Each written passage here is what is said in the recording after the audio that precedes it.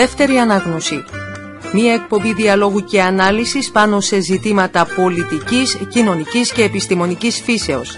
Επιχειρεί να μεταφέρει την προσοχή πέραν από την ειδησεογραφική πτυχή της επικαιρότητας, αλλά και να αναδείξει σημαντικά θέματα κυπριακού και διεθνούς ενδιαφέροντος με τη βοήθεια εκλεκτών καλεσμένων. Δευτέρα και Πέμπτη στις 6 το απόγευμα με τον Μιχάλη Κοντό.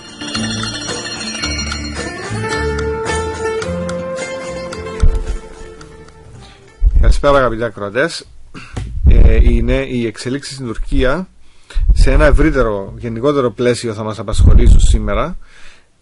Οι εξελίξεις, οι διαδηλώσεις, οι αντιδράσεις υπό το πρίσμα της επικοινωνίας και του πώς οι διαδηλωτές αυτοί οργανώθηκαν, πώς το μήνυμά τους μεταδόθηκε και έφτασε από άκρης άκρης ολόκληρη τη χώρα και κατέκλυσε η οργή και η αγανάκτηση για τις αυταρχικές πρακτικές του Πρωθυπουργού Ερντογάν ολόκληρη την τουρκική κοινωνία. Πολύ σημαντικός ο ρόλος των μέσων κοινωνικής δικτύωσης, συζητήσιμος ο ρόλος των μέσων μαζικής ενημέρωσης. Για όλα αυτά έχουμε μαζί μας σήμερα για να συζητήσουμε την Σοφία Ιορδανίδου, υπεύθυνη συντονίστρια του μεταπτυχιακού προγράμματος Δημοσιογραφία και Επικοινωνία του Ανοιχτού Πανεπιστημίου Κύπρου. Αγαπητή Σοφία, καλώς όρισες. Γεια σας. Είναι μεγάλη χαρά μας που σε έχουμε και πάλι μαζί μας και θεωρώ ότι έχουμε τον κατάλληλο άνθρωπο για το κατάλληλο θέμα να συζητήσουμε, διότι γνωρίζω τον αγώνα σου για την όχι μόνο για την δημοσιογραφία με την στενή έννοια, αλλά για την επικοινωνία γενικότερα και για την κατανόηση της σχέσης του μέσου με τον αποδέχτη. Έχουμε στην Τουρκία ταραχές οι οποίες είναι, ας το πούμε έτσι, μοιάζουν λίγο να δένουν σαν παζλ με την Αραβική Άνοιξη. Την ίδια στιγμή έχουμε και τις αυταρχίσουσες αυτές πρακτικές του Πρωθυπουργού Ερντογάν που δοκιμάζονται έντονα. Τελικά οι λαοί αυτοί της Ανατολής βιώνουν τη δική τους δεκαετία του 60, το δικό τους Μάη, και Μάιος ήταν όταν ξεκίνησαν αυτές οι ιστορίες. Ναι, στο πλαίσιο του ιστορία επαναλαμβάνεται, θα μπορούσαμε να πούμε ότι η Τουρκία ζει τη δική της δεκαετία του 60 και γιατί όχι. Αλλά καταρχήν θα ήθελα να πω, Μιχάλη, ότι το θέμα της Τουρκίας φαντάζει στα μάτια μου και στην κατανόησή μου ως μια πάρα πολύ περίπλοκη ιστορία. Δηλαδή δεν είναι απλό τίποτε να ερμηνευτεί στην Τουρκία, εκτός από το ρόλο των κοινωνικών μέσων που όποτε είμαστε έτοιμοι θα σου πω γι' αυτό. Ναι, θα τα συζητήσουμε. Επίσης οι λαοί της Ανατολής θα έλεγα ότι δεν είναι οι μόνοι που ζουν τη δική τους δεκαετία του 60. Γίνονται πάρα πολλά στην Αφρική, γίνονται πάρα πολλά στη Νότια Αμερική, στη Λατινική Αμερική, αλλά δεν απασχολούν τα δικά μας παραδοσιακά κεντρικά μίντια από τη στιγμή που δεν γειτονεύουμε και ό,τι δεν γειτονεύει με μας φαντάζει και λίγο απόμακρο. Άρα δεν είναι μόνο η γειτονιά μας που βράζει αυτή τη στιγμή, βράζουν διάφορα σημεία του πλανήτη. Είναι θέμα επικοινωνίας όμως το τι φτάνει στα αυτιά μας. Τώρα, σε σχέση με την Αραβική Άνοιξη και την Τουρκική Άνοιξη, θα μπορούσε κανείς να πει ότι ναι, η απαρχή έγινε στην Αραβική Άνοιξη, έγινε πριν από 3 χρόνια, ξεκινώντας από την Αίγυπτο, και αυτή τη στιγμή απρόσμενα και αναπάντεχα συνέβη αυτό που συνέβη στην Τουρκία. Δηλαδή θέλω να υπογραμμίσω ότι κανείς δεν περίμενε όχι μόνο την κοινωνική έκρηξη που βλέπουμε αυτή τη στιγμή, αλλά και την έκτασή της επί τόσες μέρες. Αν μου επιτρέπεις να τοποθετηθώ λίγο πολιτικά, βεβαίως. Θεωρώ ότι για τις Ηνωμένες Πολιτείες αλλά και για την Ευρωπαϊκή Ένωση η Τουρκία ήταν ήταν η ασφάλειά τους. Ήταν ένα ασφαλές καταφύγιο, θα έλεγα, στην περιοχή. Η αποσταθεροποίηση που δημιουργήθηκε, για να μην πω ξεκίνησε από την Αμερική σε πρώτο στάδιο και από την Ευρωπαϊκή Ένωση σε δεύτερο στάδιο, ίσως και να ξεκίνησαν γιατί ένιωθαν την ασφάλεια της Τουρκίας, της σταθερότητας της Τουρκίας. Άρα στη δική μου αντίληψη κανείς δεν περίμενε αυτή τη μεγάλη έκρηξη. Φυσικά υπάρχουν δείγματα αντίδρασης τα οποία προφανώς δεν έλαβαν σοβαρά υπόψη τους. Δηλαδή την εποχή που ο Ερντογάν με απόφαση του Κοινοβουλίου του τουρκικού αποφάσισε να στείλει στρατό στη Συρία, οι Αλεβίτες που σχετίζονται με τον Άσαντ και το θέμα της Συρίας και οι οποίοι είναι το 25% του πληθυσμού, σωρευτικά άλλες μειονότητες και άλλα συμβάντα στην Τουρκία τα οποία κλώνησαν την εμπιστοσύνη του Τούρκου πολίτη, ο οποίος είχε ησυχάσει, είχε αγκαλιάσει τον κοσμικό χαρακτήρα που του άφησε ως κληρονομιά το κεμαλικό καθεστώς. Όλα αυτά υπήρχαν. Απλά δεν τα δίναμε πάρα πολύ μεγάλη σημασία και δεν μπόρεσαν ίσως να προβλέψουν ότι θα υπάρξει μια τέτοια... Υπήρχε ένας εσωτερικός κοινωνικός και πολιτικός αναβρασμός στην Τουρκία. Ναι, φαίνεται ότι υπήρχε. Φαίνεται ότι υπήρχε από πολλά μικρά και μεγαλύτερα γεγονότα. Και επαναλαμβάνω, το θέμα των Αλεβιτών είναι ένα. Είναι το 25% της Τουρκίας. Το θέμα της κοσμικής Τουρκίας, η οποία κλονίστηκε είτε από την απαγόρευση των ποτών, είτε από την απαγόρευση της δημόσιας έκφρασης των ερωτευμένων, είτε της απαγόρευσης της αισθητικής στις γυναίκες κτλ. Όλα αυτά ήταν σημάδια πισωγυρίσματος, επαναλαμβάνω, για τον κοσμικό Τούρκο πολίτη, ο οποίος ήταν και κοντά στην Ευρώπη. Ας μην ξεχνάμε ότι το πολιτικό Ισλάμ που θέλησε να εφαρμόσει ο Ερντογάν ήταν πάρα πολύ κοντά στην ελευθερία της Ευρώπης και του δυτικού κόσμου. Έτσι κάπως θεωρώ ότι έπεισε και παρέσυρε την κοσμική Τουρκία να στηρίξει τις επιλογές του στην αρχή. Αυτό το πράγμα όμως σιγά σιγά άρχισε να αλλάζει χαρακτήρα και να διαφαίνεται πλέον η Ισλαμική κυριαρχία μέσα στην Τουρκία και έξω από την Τουρκία. Άρα αυτό ήταν αναμενόμενο, ήταν αναμενόμενο να προκαλέσει αντιδράσεις. Απλά κατά την ταπεινή μου άποψη δεν φαντάστηκαν το μέγεθος της αντίστασης, της αντίδρασης που θα μπορούσε να επέλθει από αυτό. Ναι, και το πόσο η Δύση εκπλάγηκε όχι τόσο από την κοινωνική αναταραχή, όσο από τις πρακτικές με τις οποίες η Τουρκία, το τουρκικό κράτος και κυρίως η τουρκική αστυνομία αντιμετώπισε τις διαδηλώσεις, αλλά και από τον τρόπο με τον οποίο ο ίδιος Ερντογάν τις αντιμετώπισε.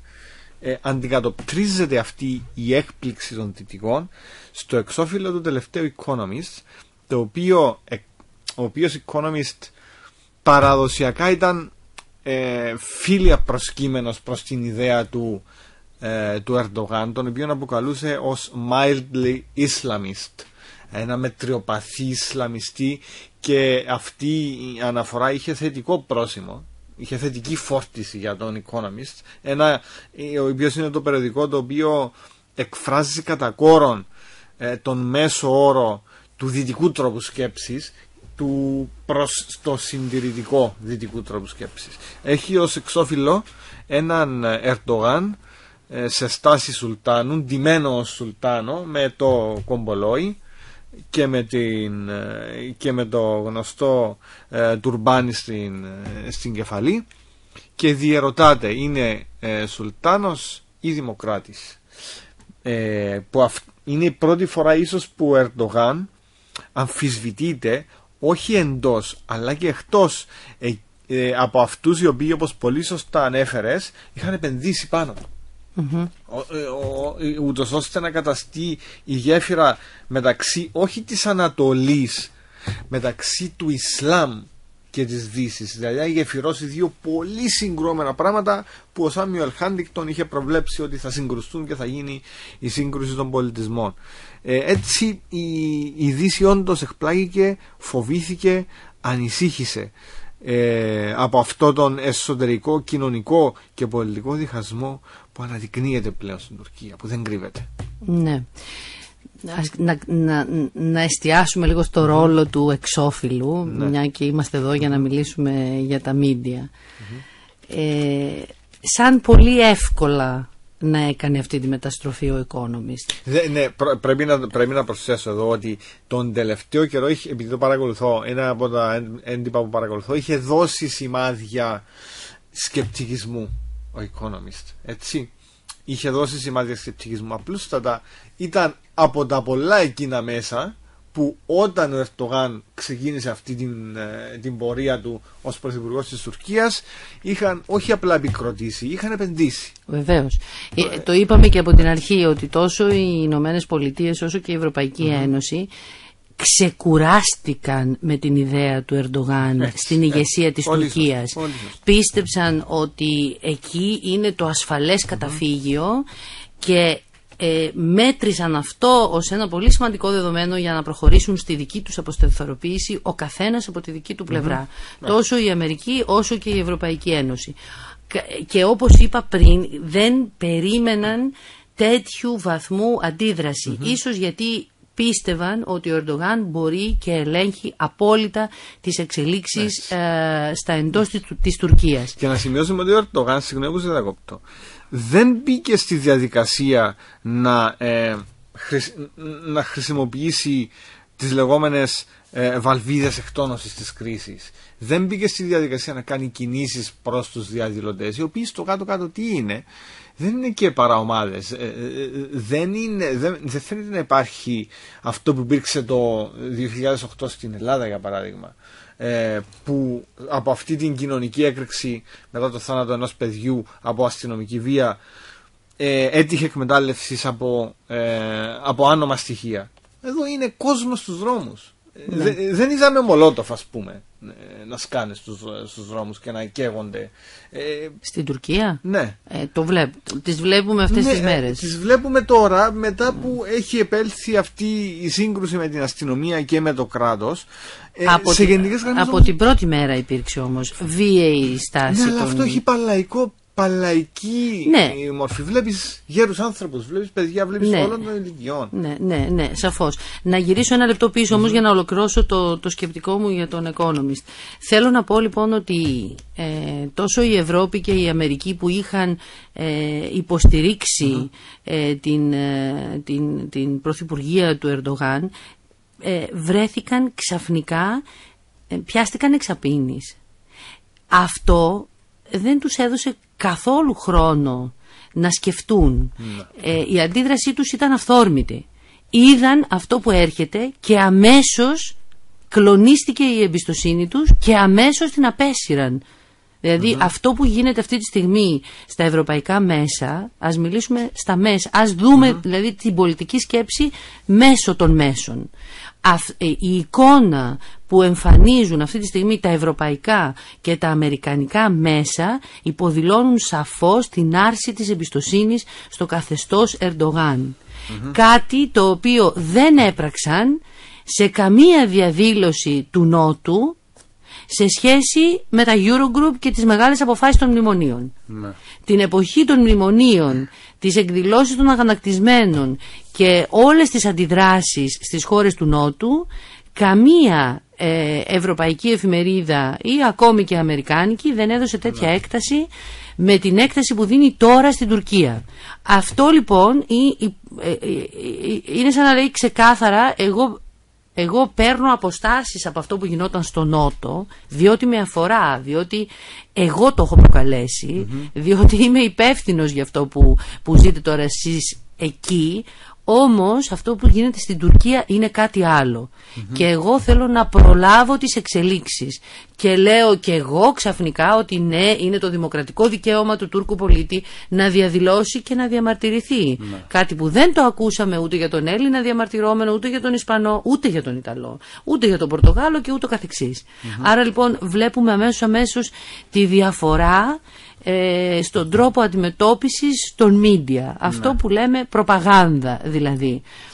Σε αυτή την περίπτωση λοιπόν βλέπουμε ότι πολύ γρήγορα οι ηγεσίες της Δύσης, του κόσμου της Δύσης, τείνουν να συμφωνήσουν με την αμφισβήτηση του τουρκικού λαού. Αυτό είναι ένα το κρατούμενο και το δείχνουν με κάθε τρόπο.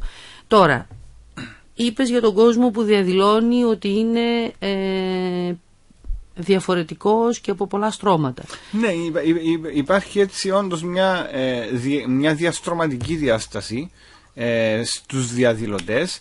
Δεν είναι μια, ας το πούμε έτσι, δεν έχει ένα αναρχίζον ιδεολογικό υπόβαθρο αυτό το πράγμα, παρά το γεγονός ότι ενδεχομένως θα υπάρξουν και ενέργειες άνομες.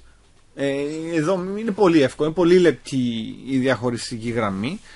Βέβαια αυτό που με κάνει να διαρωτώ με λίγο είναι κατά πόσον μπορεί κανείς να δώσει ένα ελαφρυντικό στον Ερντογάν, λέω εγώ τώρα, νοουμένου ότι δεν είναι εύκολο να προσδιορίσεις που τελειώνουν οι ελευθερίες και ξεκινάει η αναρχία.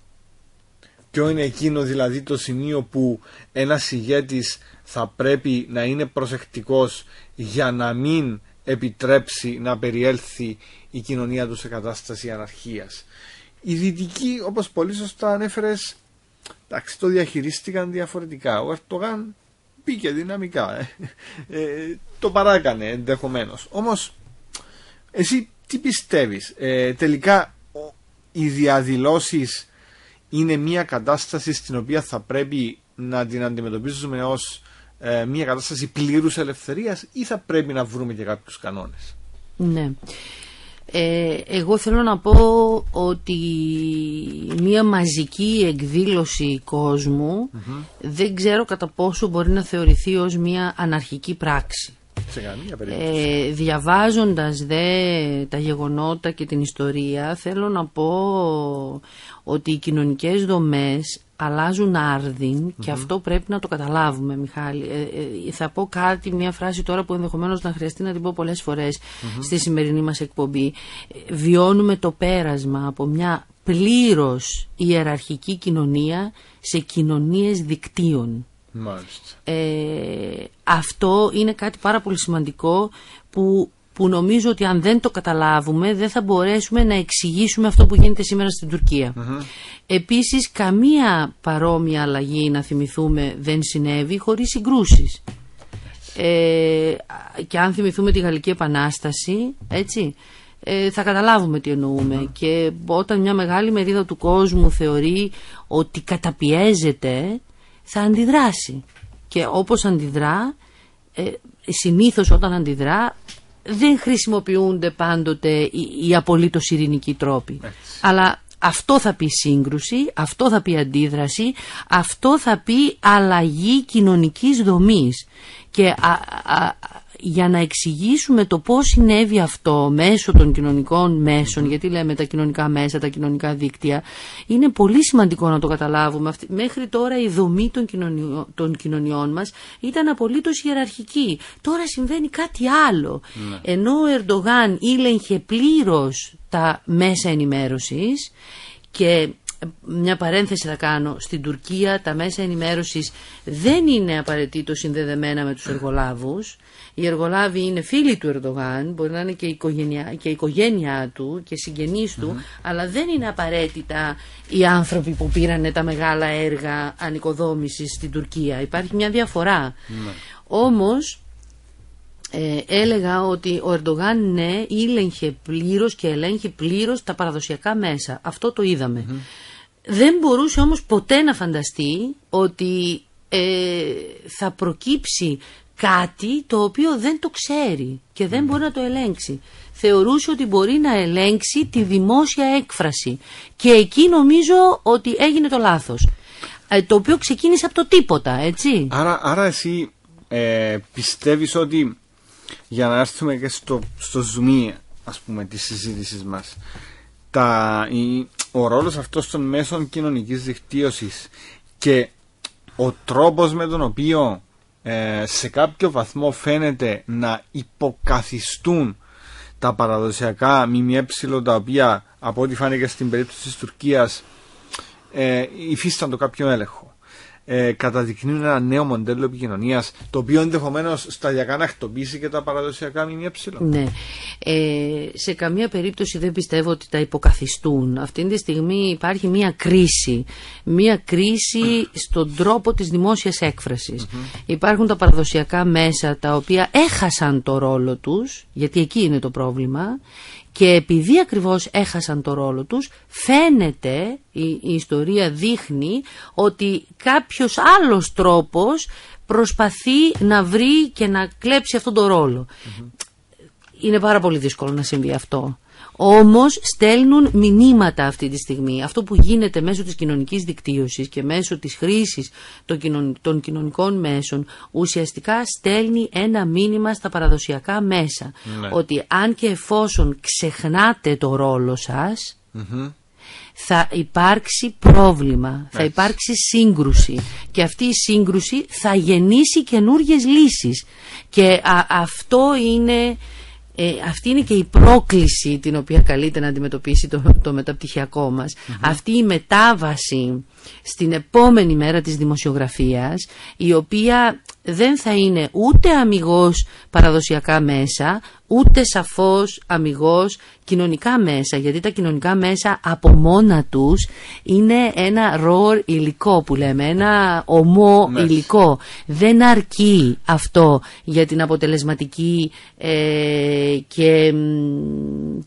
για την αποτελεσματική ενημέρωση του πολίτη. Αυτό θέλει επεξεργασία, θέλει γνώση, θέλει άλλα στοιχεία να προσθεθούν. Να πω κάτι. Τα μέσα ενημέρωσης, για να μην ξεχνιόμαστε, οφείλουν ένα πράγμα: να ανταποκρίνονται στις ανάγκες της κοινωνίας. Όταν η κοινωνία αλλάζει, Μιχάλη, είναι απόλυτα φυσικό να πρέπει να αλλάζουν και αυτά. Τώρα, τα παραδοσιακά μέσα ενημέρωσης είναι πολλές φορές που πρόδωσαν το ρόλο που διαδραμάτιζαν. Και ποιος ήταν αυτός ο ρόλος? Ο ρόλος του πυλωρού, αυτό που λέμε το gatekeeping, έτσι.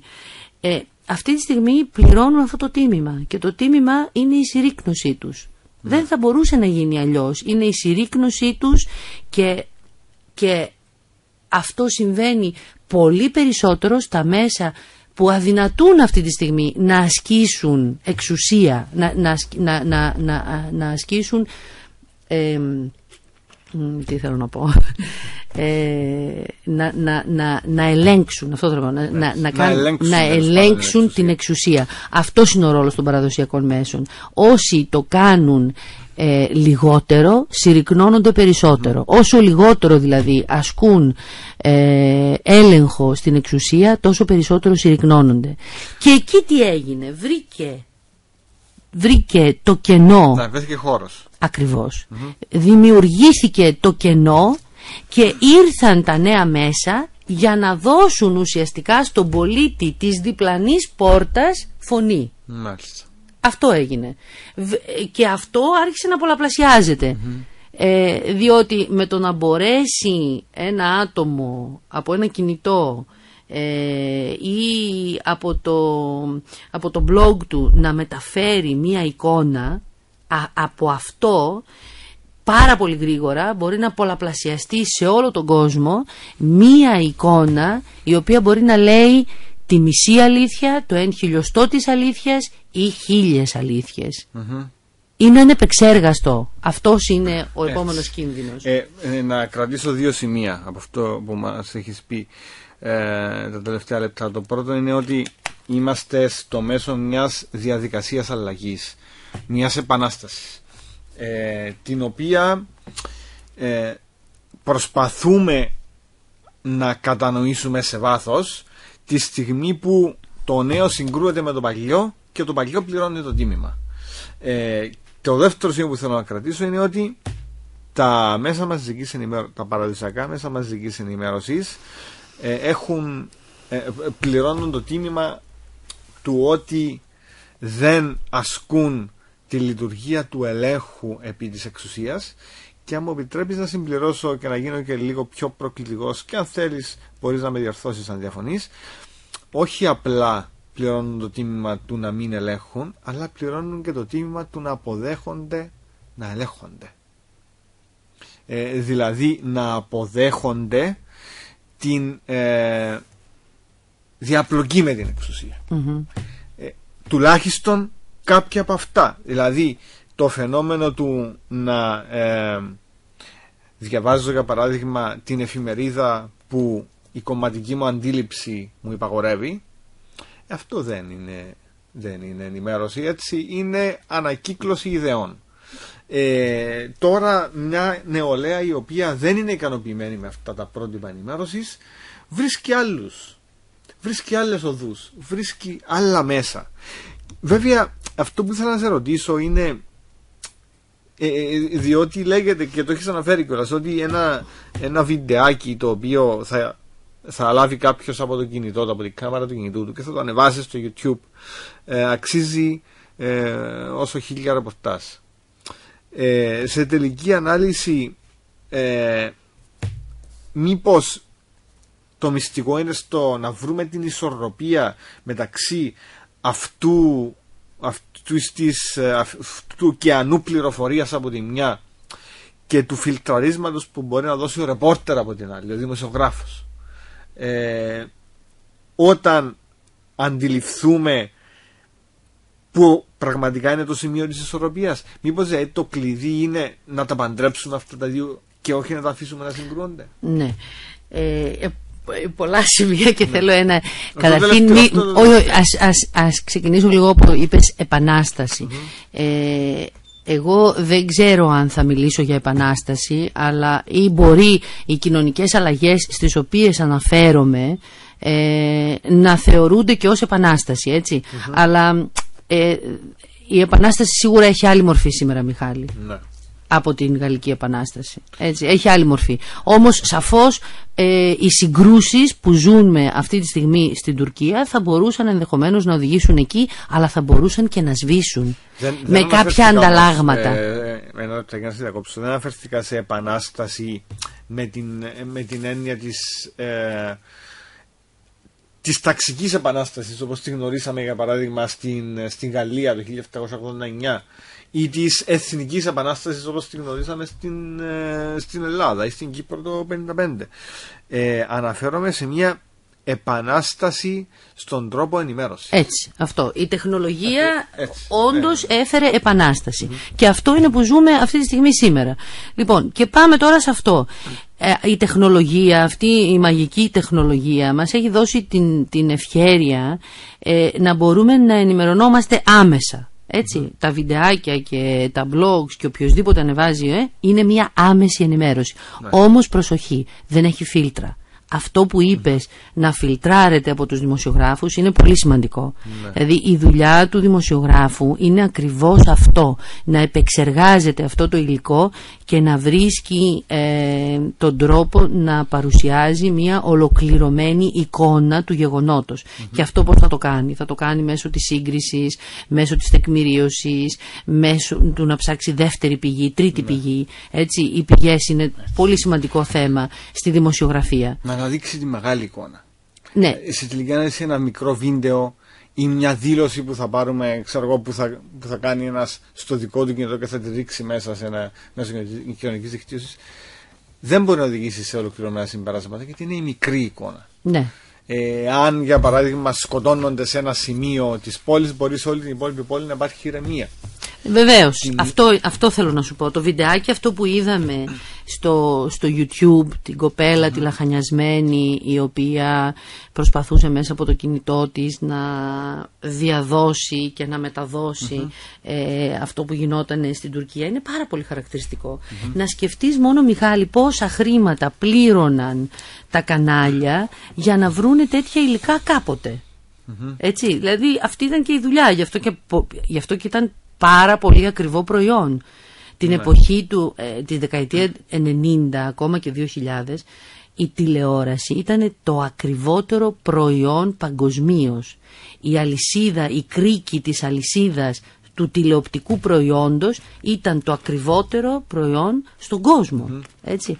Αυτή τη στιγμή αυτό το καθεστώς αλλάζει. Ναι. Από τη στιγμή που οι πολίτες πήραν στα χέρια τους την όποια μορφή ενημέρωσης, με το να αναμεταδίδουν αυτό που βλέπουν, αυτό που ζουν, είτε στη γειτονιά τους είτε στην περιοχή τους, όπου βρίσκονται, αυτό έχει αλλάξει τα πράγματα. Ναι. Όμως, επαναλαμβάνω, μη θεωρούμε ότι αυτή είναι και η νέα ολοκληρωμένη μορφή ενημέρωσης του πολίτη. Ή ότι είναι το τέλος της δημοσιογραφίας. Ναι, δεν είναι. Σε καμία περίπτωση δεν μπορεί να... η ταπεινή μου άποψη είναι ότι η παραδοσιακή δημοσιογραφία αυτή τη στιγμή κλονίστηκε, τσαλακώθηκε, περνάει ίσως τη χειρότερη κρίση της ιστορίας της, αλλά δεν πιστεύω ότι ο πλανήτης Γη θα πάψει να ενημερώνει. Οι πολίτες του πλανήτη Γη θα πάψουν να ενημερώνονται από τα παραδοσιακά μέσα. Θα σου δώσω ένα ακραίο παράδειγμα που θα ενισχύσει αυτό που λέμε. Θυμάσαι την ιστορία με τον Κορμοράνο στο Ιράκ? Που για τους ακροατές μας που ενδεχομένως να μην γνωρίζουν, όταν έγινε η καταιγίδα της ερήμου, η λεγόμενη, ο πρώτος πόλεμος στον Περσικό κόλπο το 1991, ο Σαντάμ Χουσέιν, ο τότε ηγέτης του Ιράκ, η αντίδραση της αμερικανικής επίθεσης έβαλε φωτιά στις πετρελαιοπηγές του Ιράκ και χύθηκε το πετρέλαιο ανεξέλεκτα στη θάλασσα. Και μεταδόθηκε και έκανε τον γύρο του κόσμου μια εικόνα ενός θαλασσοπουλιού, ενός κορμοράνου που ήταν βουτυγμένος μέσα στο πετρέλαιο. Και ο κόσμος τότε σοκαρίστηκε με αυτή την εικόνα. Ένα πουλί αντιπεράσπιστο να κολυμπάει μέσα στο πετρέλαιο αντί στο καθαρό νερό της θάλασσας. Χρόνια μετά το περιοδικό National Geographic απέδειξε ότι αυτή η εικόνα ήταν ψεύτικη και ήταν σκηνοθετημένη. Δεν είχε ληφθεί στο Ιράκ, είχε ληφθεί κάπου στα Βαλκάνια. Σκηνοθετημένα για να περάσει αυτή η εικόνα της καταστροφής που προκάλεσε ο Σαντάμ Χουσέιν στο δικό του οικοσύστημα, στη δικιά του πατρίδα, και να νομιμοποιήσει στα μάτια και στα μυαλά της κοινής γνώμης την ενέργεια της πολυεθνικής δύναμης και κυρίως των Αμερικανών που τις ηγήθηκαν. Έτσι το φιλτράρισμα της εικόνας, αλλά ταυτόχρονα και η λειτουργία του ελέγχου της εξουσίας, στην οποία πολύ εύστοχα αναφέρθηκες, πιστεύω ότι σταδιακά θα μας δώσουν αυτή την ισορροπία που ψάχνουμε. Ναι. Ας αρχίσουμε από το ψάχνουμε. Δηλαδή μακάρι να ψάχνουμε, γιατί για να φτάσουμε στο σημείο να ψάχνουμε θα πρέπει και να καταλάβουμε ποιος είναι ο ρόλος των παραδοσιακών μέσων που έχουν επιληφθεί με αυτό το καθήκον της ενημέρωσης του πολίτη. Δηλαδή δεν είναι βέβαιο ότι καταλαβαίνουμε όλοι τι ακριβώς σημαίνει αυτό το πράγμα. Όσον αφορά τον Κορμοράνο, ο οποίος έχει απασχολήσει πολλές φορές το μεταπτυχιακό μου ως κομμάτι των εργασιών, έτσι, γιατί το έλεγα πάντα ότι ο Κορμοράνος είναι ένα χαρακτηριστικό παράδειγμα της κατασκευασμένης είδησης και του τι κρύβεται πίσω από αυτό, βλέπουμε στο μεγαλείο του τη δύναμη που ασκεί η εικόνα, η κατασκευασμένη εικόνα, η κατασκευασμένη είδηση κτλ. Αυτό το πράγμα, αυτή η κατάσταση, η οποία πλέον είναι πιο γνωστή στον κόσμο από ό,τι πριν, έτσι, γιατί πρέπει να το δούμε λίγο σε επίπεδα. Κάποτε ο κόσμος ήταν πάρα πολύ δύσκολο να κατανοήσει τι παίζεται στα μέσα ενημέρωσης. Τώρα με το ρόλο που παίζουν και διαδραματίζουν τα κοινωνικά μέσα, αυτό είναι πιο εύκολο. Και γιατί το λέω αυτό?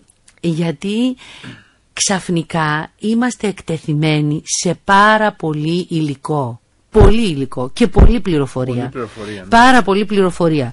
Αυτό είναι καλό από τη μια πλευρά, έτσι.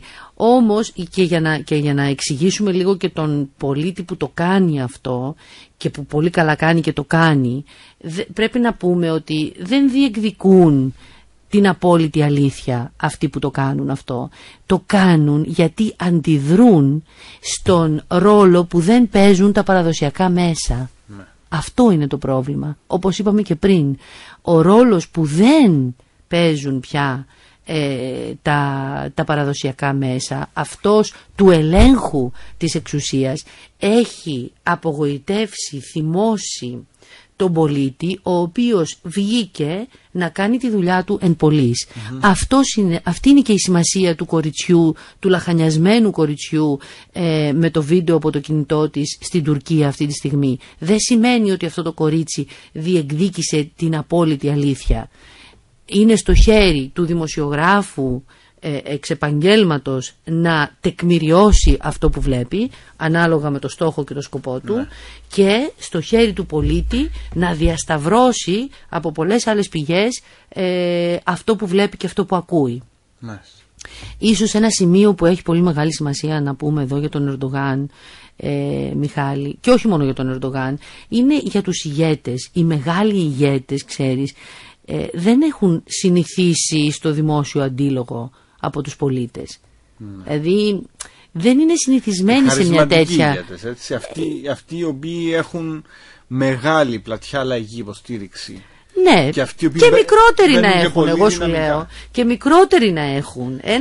Ένας ηγέτης, τέλος πάντων, γιατί ο ηγέτης οπωσδήποτε έχει το χαρακτήρα του μεγάλου, αλλιώς θα μπορούσαμε να τον πούμε ό,τι άλλο, τον οποιονδήποτε ηγείται.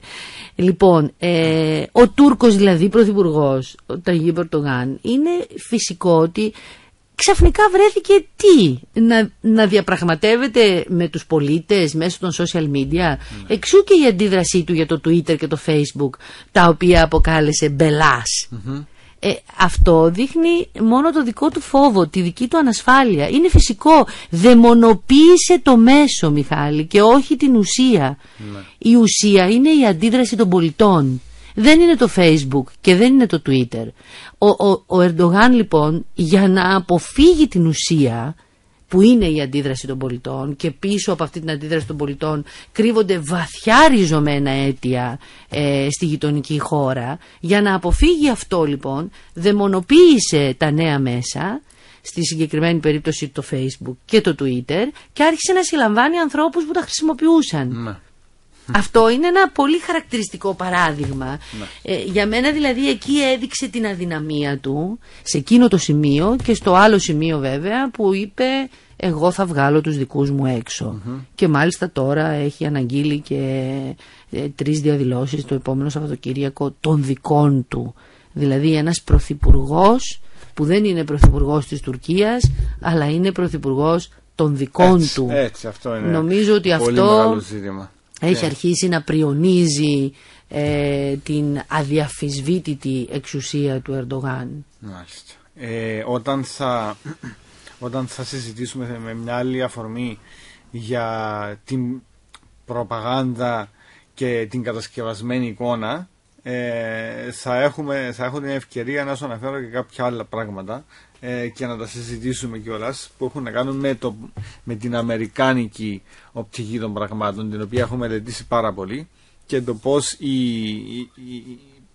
περιστατικά όπως το περιστατικό του Κορμοράνου χρησιμοποιήθηκαν για να αιτιολογηθεί ένας πόλεμος στα μάτια της κοινής γνώμης. Αλλά αυτό για άλλες συζητήσεις μας στο μέλλον. Τώρα, θα ήθελα να αλλάξουμε λίγο θέμα, να μπούμε λίγο, τελειώνοντας τη συζήτηση μας, πλησιάζοντας προς το τέλος, για όσους ενδεχομένως δεν μας έχουν ακούσει από την αρχή, απλά να επιθυμίσω ότι συζητούμε με την Σοφία Ιορδανίδου, υπεύθυνο συντονίστρια του μεταπτυχιακού προγράμματος Επικοινωνία και Δημοσιογραφία του Ανοιχτού Πανεπιστήμιου Κύπρου, για τα μέσα κοινωνικής δικτύωσης και το ρόλο τους στην κρίση στην Τουρκία. Σε ένα άλλο θέμα τώρα, στο θέμα της καθημερινότητας μας, το οποίο όμως εσείς ως μεταπτυχιακό πρόγραμμα Δημοσιογραφίας και Επικοινωνίας έχετε έτσι ένα ιδιαίτερο ρόλο να επιτελέσετε.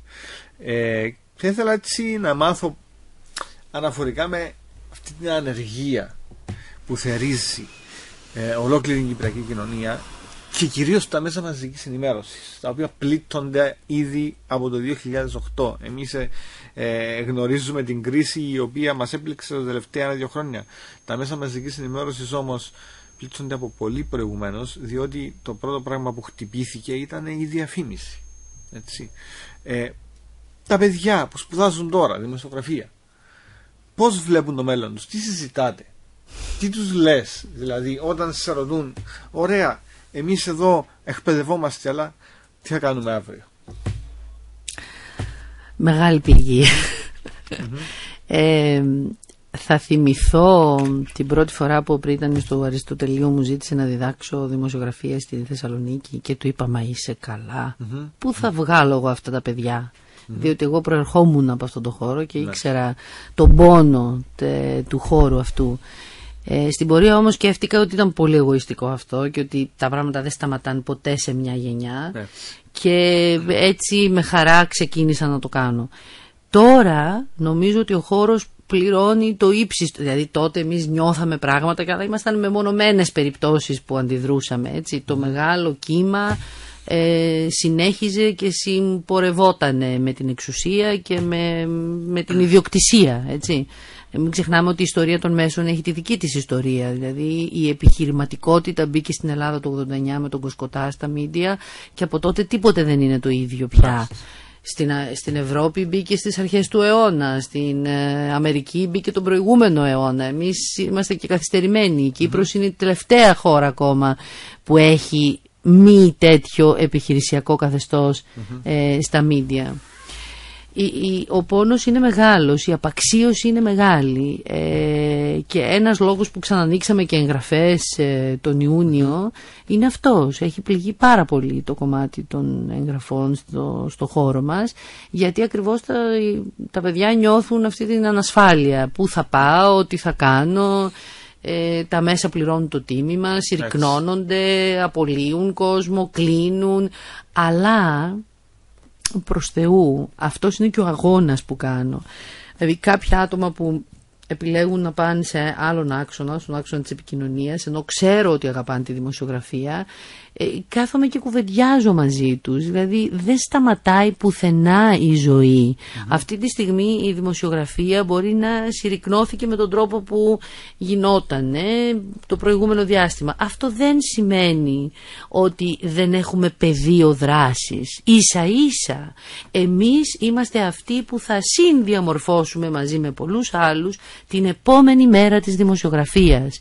Η επόμενη μέρα της δημοσιογραφίας είναι ήδη μπροστά μας. Είναι αυτό που είπες, να παντρέψουμε, να ισορροπήσουμε.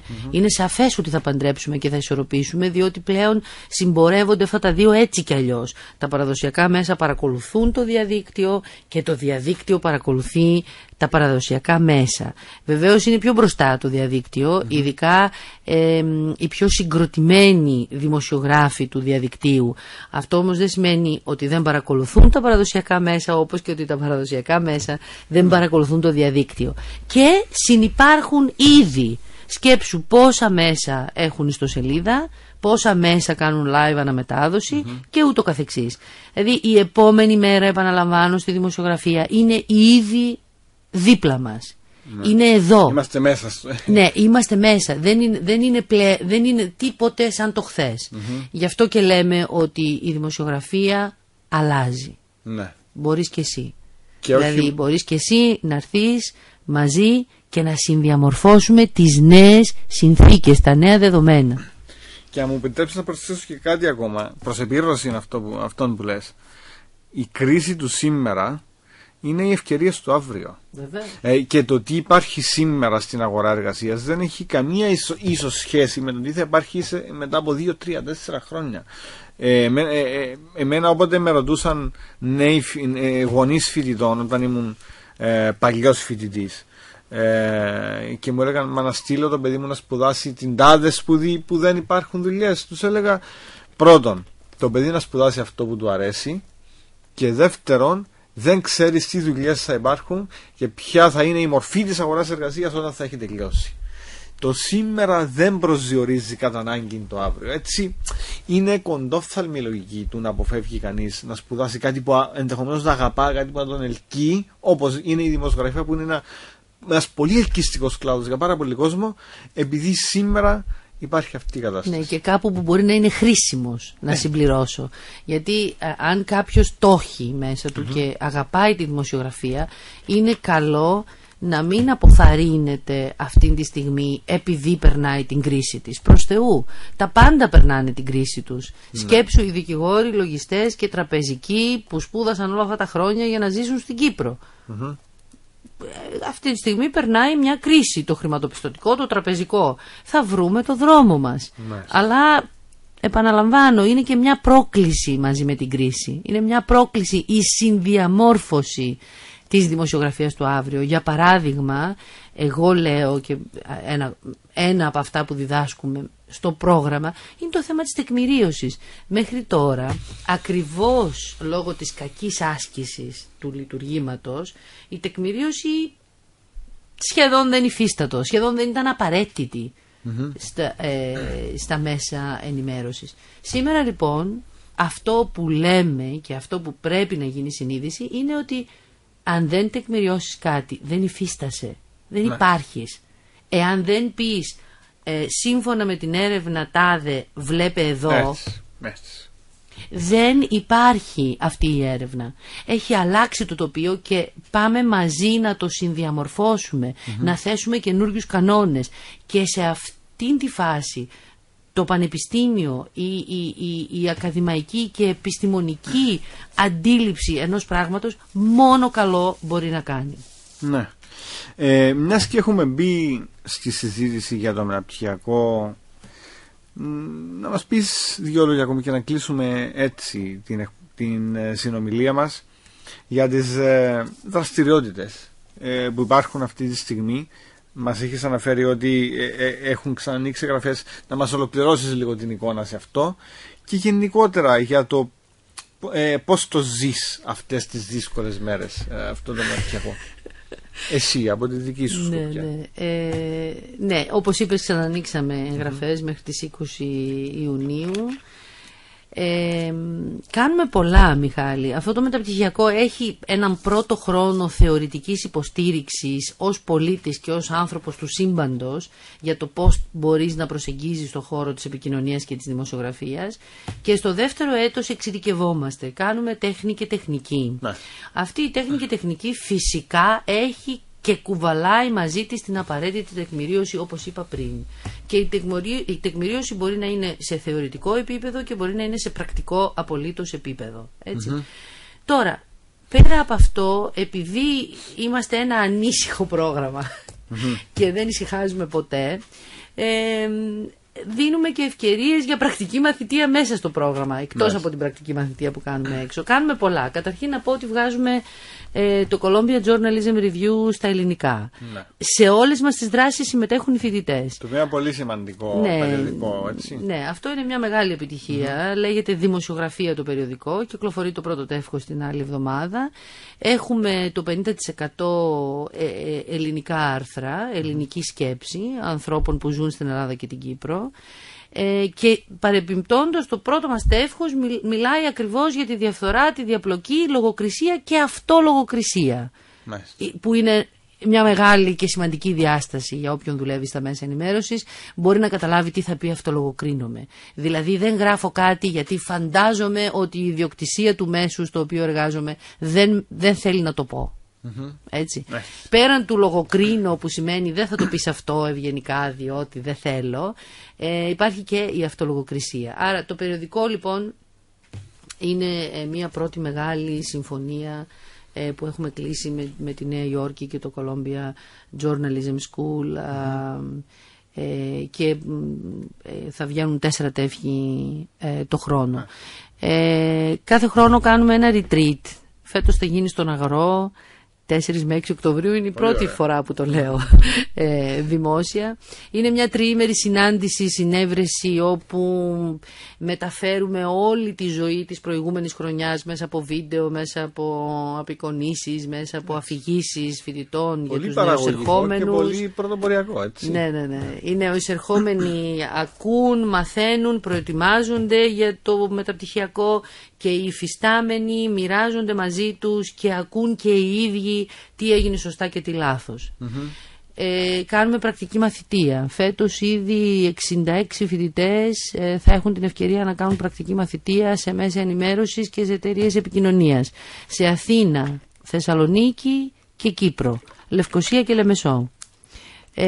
Σε 22 εταιρείες. Νομίζω ότι και αυτό είναι μια πάρα πολύ καλή ευκαιρία για τους φοιτητές να βιώνουν και τον πραγματικό κόσμο και των δύο πεδίων.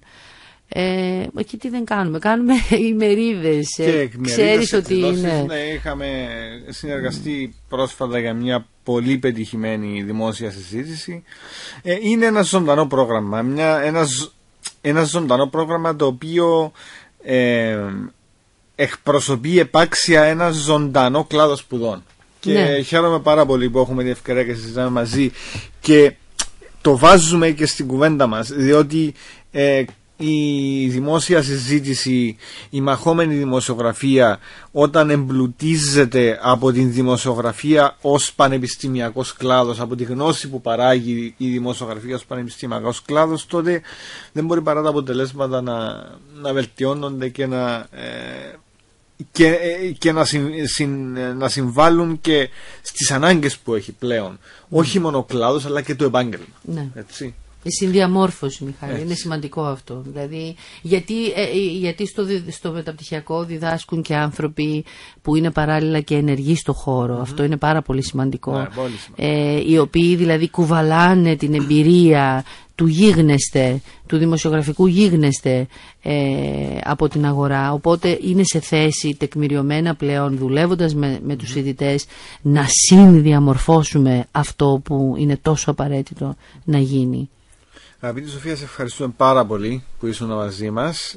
Συζητήσαμε δύο θέματα, αλλά το εύρος της συζήτησης ήταν τέτοιο που αισθάνομαι ότι συζητήσαμε σήμερα τα πάντα.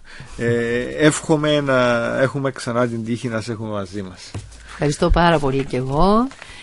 Περιμένω τους φίλους μου στη δημοσιογραφία. Θέλω πιστούς ανθρώπους στο χώρο και όχι να φεύγουμε σαν τα ποντίκια από το καράβι μόλις πάει να βουλιάξει.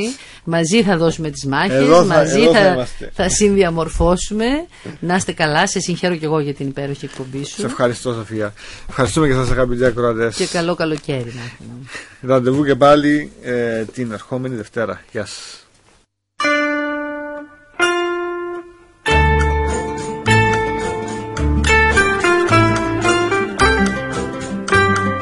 Δεύτερη ανάγνωση. Μία εκπομπή διαλόγου και ανάλυσης πάνω σε ζητήματα πολιτικής, κοινωνικής και επιστημονικής φύσεως.